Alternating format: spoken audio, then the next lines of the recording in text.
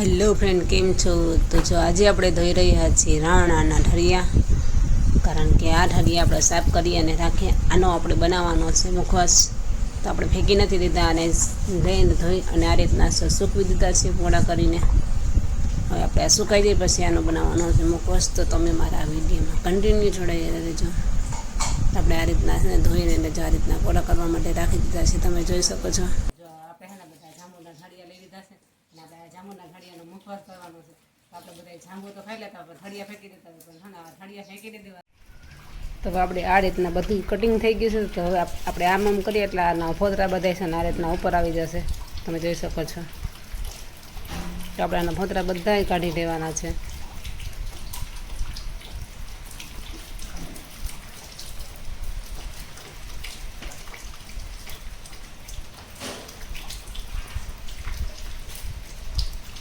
અથવા તો ફોતરા તમે આમાં સાથે રાખી શકો છો. અને હજી આપણે આને ફ્રાય કરશું ત્યારે ફોતરા બધા આવી જશે. તો આપણે આ રીતના બધા ફોતરા કાઢી દીધા છે, મોટા મોટા બધા કાઢી લઈ, નાના નાના રહી જશે, ભલે રહી જાય. એ આપણે જે ફ્રાય કરશું ને આને ત્યારે નીકળી જશે. તો હવે આપણે આમાં ઉમેરવાનું છે મીઠું.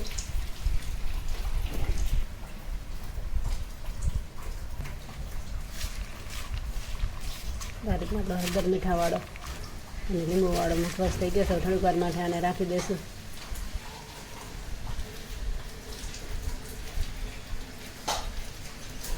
ચાલો આપણે ગેસ ચાલુ કરી દીધો છે ને. હવે આપણે મૂકી દીધી છે પેન. આપણે મુખવાસ શેકવાનો છે માટે પેન ગરમ કરવા ગેસ ઉપર મૂકી દીધો છે. હવે આપણે એમાં એકદમ છે ને ઘી નાખીશું, કારણ કે તેલમાં તમે ફ્રાય કરી શકો અને ઘીમાં કરી શકો. હું અત્યારે ઘીનો ઉપયોગ કરું છું.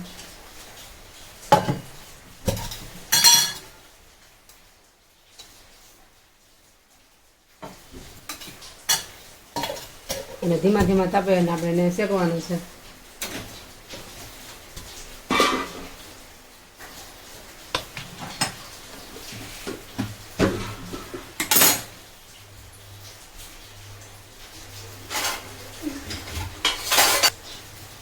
આપણું ઘી ગરમ થઈ ગયું છે. હવે આપણે જે આપણે મુખવાસ હળદર મીઠાવાળો કર્યો હતો એમાં નાખી દેવાનું છે.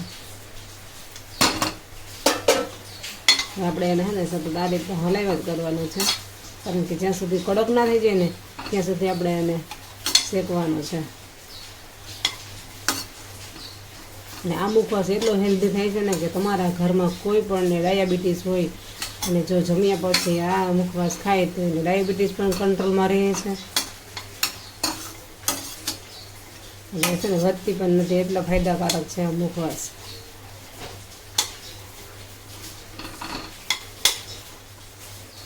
ધીમી આંચ પર આને શેકવાનું છે, બરી ના જાય એ ધ્યાન રાખવાનું છે.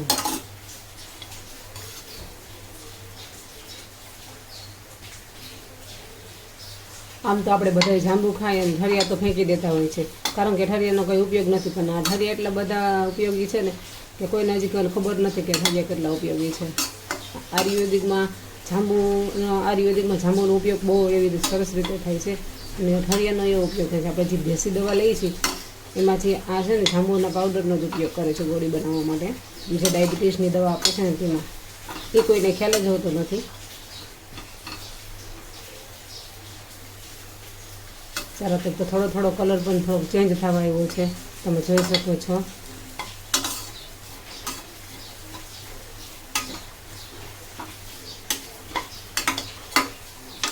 કારણ કે હજી તો આનો ઘણો શેકવાનો છે, પણ જો થોડો કલર ચેન્જ થવા આવ્યો છે. આપણે ગોલ્ડન બ્રાઉન રંગનો થાય ને ત્યાં સુધી એને શેકવાનો છે. અને એ આ પેનમાં પણ ખબર છે એ રીતના આપણે શેકવાનું છે. સોપારીની જેમ કડક થઈ જાય ને તે રીતના શેકવાનું છે. અને હા, એક બીજી વાત કે જ્યારે તમને વ્યસન હોય માવાનું અને માવાની જગ્યાએ તમે માવો મૂકી દેવો હોય એની જગ્યાએ તમે આ મુખવાસ ખાઓ તો પણ ઘણો ફાયદો થાય છે. કારણ કે આ સોપારી જેવો કડક હોય એટલે આપણે જેમ સોપારી ચાલતા હોય એની જેવો જ આ મુખવાસ લાગે છે.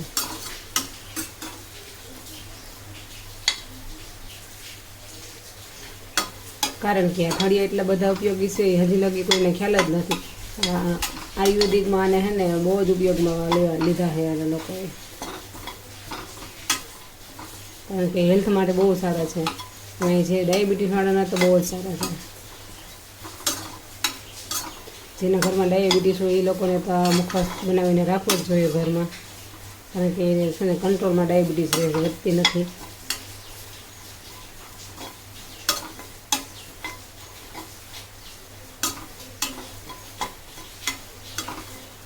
આ રીતના તમે જોઈ શકો છો પેનમાંથી આ રીતના મૂકી દીધું છે. પેલે બધું ઘી આપણે જે લગાવી નાખ્યું હતું એ બધું ચોસી લીધું છે અને આપણો મુખવાસ હવે કોરો થવા આવ્યો છે અને કલર પણ થોડોક ફેર દેખાય છે, તમે જોઈ શકો છો.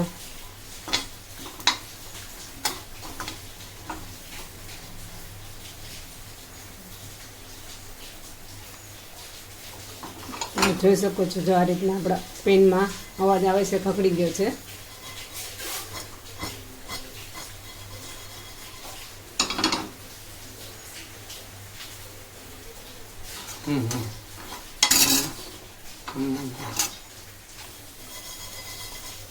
મિત્રો આપણે મુખવાસ બનીને ત્યાં તૈયાર થઈ ગયો છે, તમે જોઈ શકો છો. આપણે મસ્ત એવો કડક થઈ ગયો છે. તો આપણે ગેસ બંધ કરી હવે અને થોડીક વાર ઠંડો કરવા માટે રાખી દઈશું. એના માટે આપણે આ ડીશમાં બધે ટ્રાન્સફર કરી લઈશું. હવાને ઠંડો કરવા રાખી દઈશું અને ફોતરા પણ માથે આવી ગયા છે, એ પણ તમે આસાનીથી છે ને એમ કાઢી શકો છો, અથવા તો તમે ખાઈ શકો છો. ફોતરા પણ ખાવાની મજા આવે છે, એ ગડગડિયા થઈ ગયા છે.